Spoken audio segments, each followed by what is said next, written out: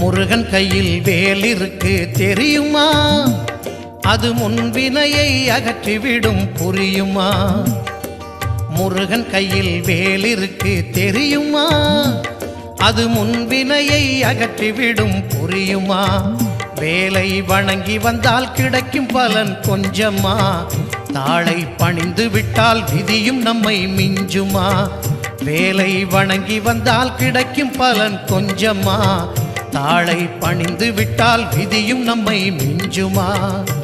அந்த முருகன் கையில் வேல் இருக்கு தெரியுமா? அது முன்வினையை அகற்றிவிடும் புரியுமா?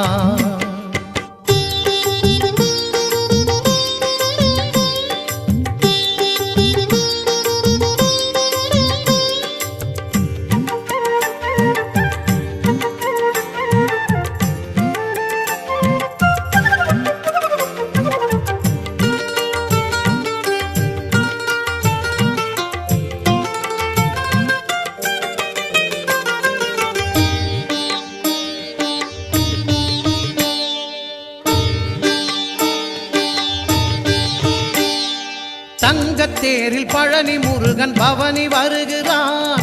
நம்